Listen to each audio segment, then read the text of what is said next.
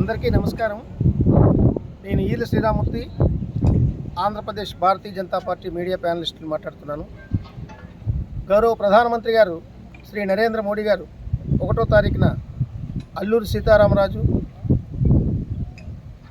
International airport ప్రారంభోత్సవానికి వచ్చేస్తున్నారు. ఎంతో శుభపరిణామం.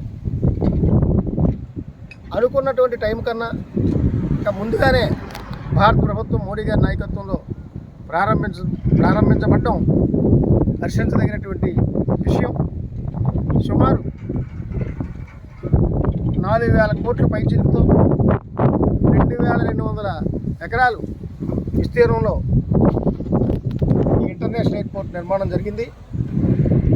శరవేగంతో ఈ నిర్మాణానికి ఎప్పటికప్పుడు సమీక్షిస్తూ కేంద్ర పౌర విమానయాన శాఖ మంత్రి కింజరాపు రామ్మోహన్ రెడ్డి గారు ప్రత్యేకమైనటువంటి శ్రద్ధ భారత ప్రభుత్వం పక్షాన తీసుకుని దీని క్వాలిటీగా కన్స్ట్రక్షన్ ఎక్కడ రాజీ లేనటువంటి కన్స్ట్రక్షన్తో నిర్మాణాలు పూర్తయినాయి. కేవలం ప్రయాణికులకే కాకుండా దేశవ్యాప్తంగా అంతర్జాతీయ స్థాయికి కార్గో ద్వారా కూడా లక్షల టన్నులు దిగుమతులకి ప్రత్యేకమైనటువంటి ఎయిర్పోర్టు హైదరాబాద్లో కానీ, బాంబే కానీ, ఢిల్లీ కానీ ఎక్కడా లేదు. ఇండియాలో అన్ని ఫెసిలిటీస్తో కట్టినటువంటి ఈ అంతర్జాతీయ విమానాశ్రయం మరి భారతదేశ చరిత్రలోనే ఒక గర్వకారణంగా నిర్మించబడినటువంటి నేపథ్యం ఈ ఎయిర్పోర్ట్కు ఉంది.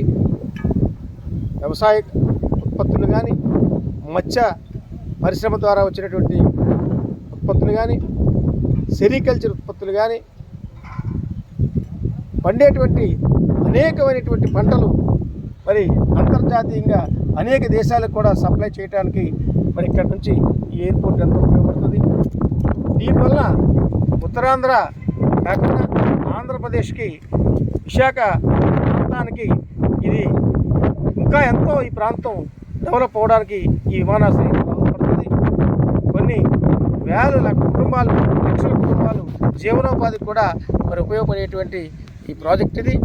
దీనికి అనుబంధంగా ఇండస్ట్రీస్ కానీ, లేకపోతే మరి అనేక రకాలైనటువంటి పారిశ్రామిక కేంద్రాలు కానీ వచ్చి నిరుద్యోగమైనటువంటి యువకులకి ఎంతో ఉపాధి కలిగేటువంటి ఈ యొక్క ఇంటర్నేషనల్ ఎయిర్పోర్టు ఇది ఈ భోగాపురం ప్రాంతంలో మరి ప్రభుత్వం తలపెట్టడం, ఇది శరవేగంతో పూర్తవడం, మోడీ గారు పరిపాలనకి ఒక మచ్చు దొరకని ఈ సందర్భంగా చెప్తున్నాం.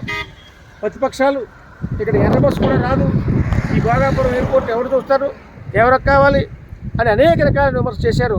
ఆ విమర్శ చేసిన అందరూ ఒకసారి చూస్తే అసలు దీని తాలూకు ఎంత ఉపయోగపడుతుందో అనేటువంటిది అర్థమవుతుంది. కాబట్టి దీని ద్వారా చెప్పేది ఏంటంటే ప్రతిపక్షాలు ఒక మంచి పనికి సమర్థించాలా, లేదంటే ఒక మంచి సూచనలు చేయాలి తప్ప ఒక మంచి జరుగుతున్నప్పుడు దాని సద్విమర్శ కాకుండా మరి ఒక దుర్మార్గమైనటువంటి విమర్శలు చేసి అభివృద్ధిని అడ్డుకోవడం కానీ, ఆటంకపరచడం కానీ దాన్ని చేయటం అనేటువంటిది మరి ప్రతిపక్షాలకు తగదు.